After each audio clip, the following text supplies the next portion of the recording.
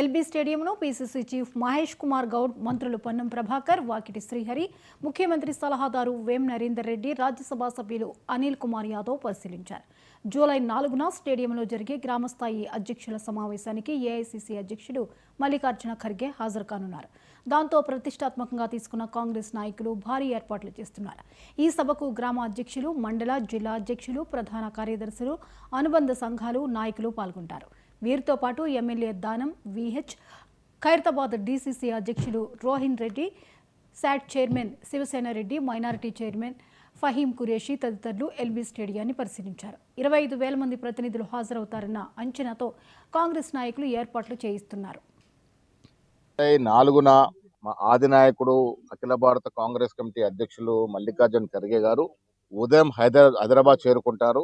గాంధీ భవన్ లో political affairs committee meeting ఉంటుంది. ఆ తర్వాత ఎక్స్టెండెడ్ ఎగ్జిక్యూటివ్ మీటింగ్ ఉంటుంది. సాయంత్రం 3 గంటలకి ఈ రాష్ట్రంలో ఉన్నటువంటి దాదాపు 12,500 పై చిలుకున్నటువంటి గ్రామ పార్టీ కాంగ్రెస్ అధ్యక్షుల సమ్మేళనం ఢిల్లీ నుంచి గ్రామం వరకు కాంగ్రెస్ సందేశం పోవాలని యావత్ దేశవ్యాప్తంగా మల్లికార్జున ఖర్గే గారు గ్రామ కమిటీ అధ్యక్షుల్ని సంబోధించే కార్యక్రమం పెట్టుకున్నారు. దాంట్లో భాగంగా హైదరాబాద్ లాల్బాగ్ స్టేడియంలో 3 గంటలకు జరిగే గ్రామ కమిటీ కాంగ్రెస్ అధ్యక్షులు, మండల కాంగ్రెస్ కమిటీ అధ్యక్షులు, జిల్లా కార్యవర్గము, రాష్ట్ర కార్యవర్గము, ఎమ్మెల్యేలు, ఎమ్మెల్సీలు, ఎంపీలు, అనుబంధ సంఘాల నాయకులు అందరూ కూడా దాదాపుగా 20 నుంచి 25,000 డెలిగేట్స్ పాల్గొనే ఈ సమావేశం జూన్ 4న 3 గంటలకు ఉంటుంది.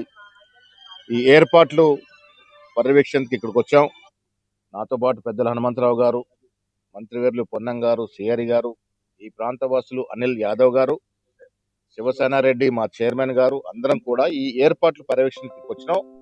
ఎలాంటి లోటు లేకుండా అన్ని కూడా ఏర్పాట్లు సక్రమంగా జరిగేందుకు ఇక్కడ చూడటానికి వచ్చాం. ఇవాళ దేశవ్యాప్తంగా జరుగుతున్నటువంటి రాజకీయ పరిస్థితులు, ఫాసిస్ట్ విధానాన్ని అవలంబిస్తున్న మోడీ గారి యొక్క విధానాల్ని ఎండగొట్టేందుకు ఖర్గే గారు ఇక్కడికి వస్తూ ఉన్నారు. నిన్న అమిత్ షా గారు నిజామాబాద్లో మాట్లాడుతూ మేమేదో నక్సలైట్లను పెంచి పోషించినట్టుగా ఆరోపణ చేయడం జరిగింది.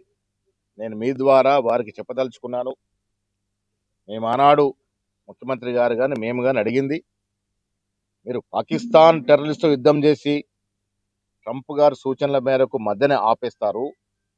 అలాంటిది మన పౌరులు లెఫ్ట్ పంతా ఎంచుకుని ఉండొచ్చు, మన పౌరుల పట్ల విచక్షణ రహితంగా కాల్పులు జరుపుతున్నారు. దాన్ని సీజ్ఫైర్ చేసి చర్చలకు పిలవనని అడిగినాం. దాన్ని అమిత్ షా గారు నేను వేరే రకంగా మాట్లాడడం అనేది మంచిది కాదనే మాట వారికి చెప్తూ, ఖర్గే గారు ఈ దేశ రాష్ట్ర రాజకీయ పరిస్థితులు అవగొన్న వ్యక్తిగా దేశంలో జరుగుతున్నటువంటి రాజకీయాలు, ఈ రాష్ట్రంలో జరుగుతున్న అభివృద్ధి సంక్షేమం గురించి ముఖ్యంగా ఆ రోజు ప్రసంగిస్తారు. 4న మా ఆదినాయకుడు